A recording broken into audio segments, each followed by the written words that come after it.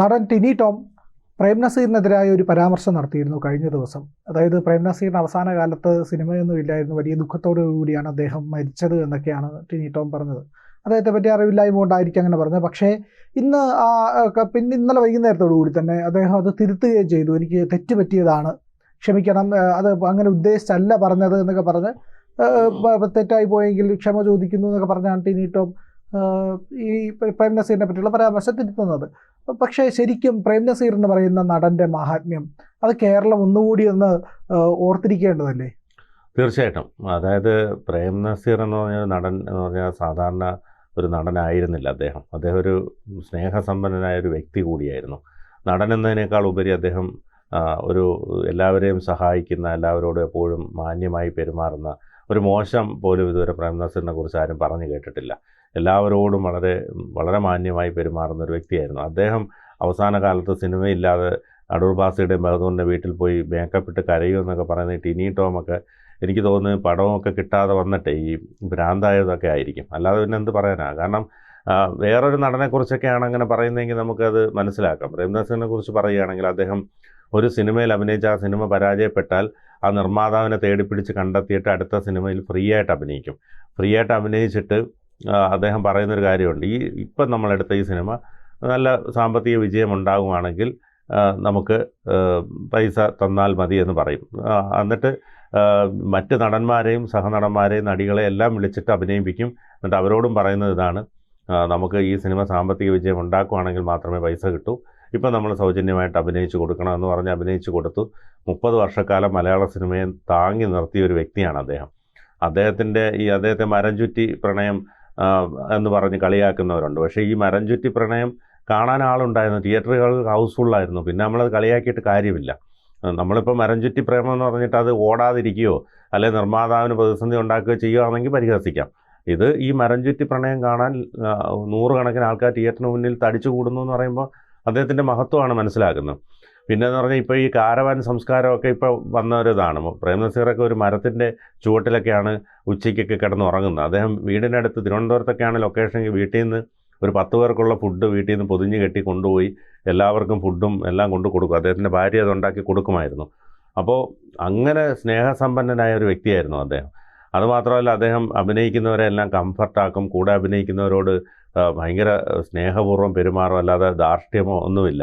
അത് കഴിഞ്ഞ് രാവിലെ 6 മണിക്കാണ് സിഗരറ്റ് പോലും ഉപയോഗിക്കില്ല. രാവിലെ 6 മണിക്കാണ് ഷൂട്ടിംഗ് ആരംഭിക്കുന്നതെങ്കിൽ 5:45 ഫ്രഷായി അദ്ദേഹം അവിടെ എത്തിയിരിക്കും. ബാക്കി നടന്മാരൊക്കെ പിന്നീട് ഓടിപ്പടച്ചൊക്കെ ആയിരിക്കും എത്തുന്നത്.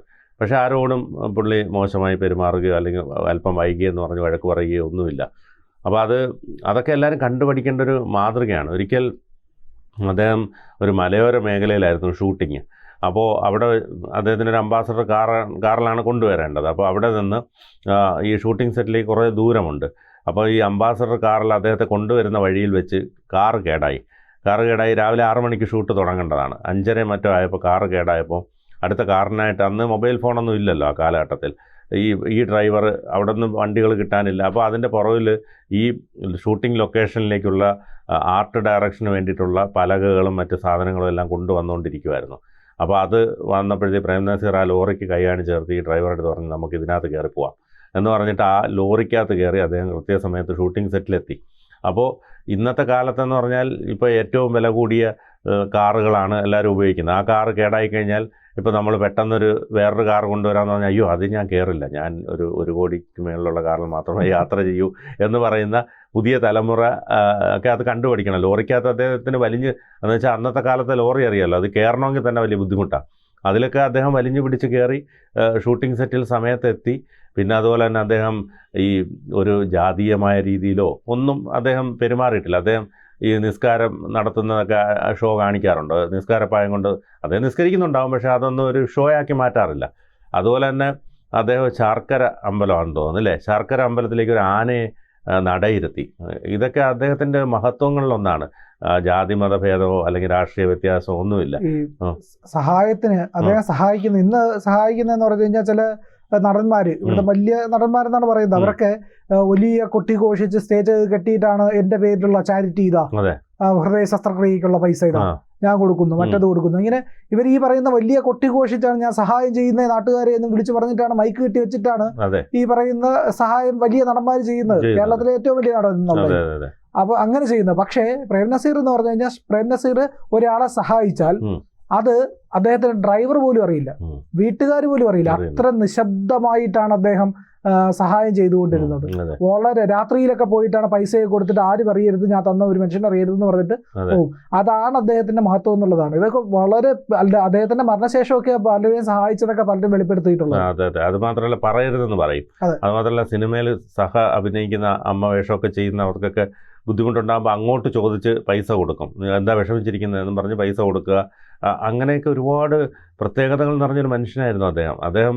ഏത് സ്ഥലത്തും അദ്ദേഹം പോകുന്നത് വളരെ സൗമ്യതയോടുകൂടി. അതുമാത്രമല്ല അദ്ദേഹം പിന്നീട് രാഷ്ട്രീയത്തിൽ കോൺഗ്രസിൻ്റെ ഒരു സഹയാത്രികനായി പോയ സമയത്തൊക്കെ വളരെ എല്ലാവരും അങ്ങ് ഓരോ സ്ഥലത്തും അദ്ദേഹത്തെ കാണാൻ ആളുകൾ ഓടിയെത്തുമ്പോൾ ജയറാമൊക്കെ അതിൻ്റെ കൂടെ പോയിട്ടുണ്ടെന്നാണ് പറയുന്നത്. അപ്പം അദ്ദേഹം എല്ലാ സ്ഥലത്തും പ്രസംഗിക്കുന്ന ഒരേ ശൈലിയാണ്. പക്ഷേ ഈ പറഞ്ഞതുപോലെ അത് ഒരു ഭയങ്കര രസകരമായിരുന്നു. എനിക്ക് ഓർമ്മയുണ്ട്, കുട്ടിക്കാലത്ത് നമ്മുടെ വീട്ടിൻ്റെ അടുത്ത് അച്ഛൻ എന്നെ കൊണ്ടുപോയി. ഞാൻ തീരെ കുട്ടിയായിരുന്ന സമയത്ത് പ്രേം നസീർ നമ്മുടെ വീട്ടിൻ്റെ അടുത്ത് ഇലക്ഷൻ പ്രചരണത്തിന് വന്നിരുന്നു. അപ്പോൾ എന്നെ കാണിക്കാനായിട്ട് കൊണ്ടുപോയ സമയത്ത് ഭയങ്കര ആൾക്കൂട്ടമായിരുന്നു അവിടെ. അവസാനത്ത് എടുത്തുയർത്തിയിട്ടൊക്കെയാണ് കാണിക്കുന്നത്. നമുക്കത് നല്ല ഓർമ്മയൊന്നുമില്ല. പക്ഷേ എന്നാൽ പോലും ആ ആൾക്കൂട്ടം എനിക്കിപ്പോഴും എൻ്റെ മനസ്സിൽ നിന്ന് മാറുന്നില്ല. കാരണം അത്രയധികം ആളുകൾ അദ്ദേഹത്തെ കാണാൻ വേണ്ടി ഇങ്ങനെ എത്തുമായിരുന്നു. അപ്പോൾ അങ്ങനെ ഒരു വ്യക്തിയെയൊക്കെ കുറിച്ച് ഈ ടിനി ടോമൊക്കെ ഇത്രയും മോശമായിട്ട് പറയുക എന്ന് പറഞ്ഞാൽ അതൊന്നും ഒരിക്കലും ആർക്കും ഉൾക്കൊള്ളാൻ പറ്റില്ല. പ്രേം നസീറിനെ പറ്റിയുള്ള ഒരു കഥ എന്നോട് ഒരാൾ പറഞ്ഞതാണ്. അപ്പോൾ പ്രേം നസീർ ഒരു അറസ്റ്റ് ചെയ്യപ്പെടുന്ന ഒരു വേഷം ചെയ്യുന്നു. അപ്പോൾ ഈ കൈവിലങ്ങ് വെച്ച് ലോക്ക് ചെയ്യുമല്ലോ, ലോക്ക് ചെയ്ത് പോലീസ് കൊണ്ടുപോകുന്നതായിട്ടാണ്.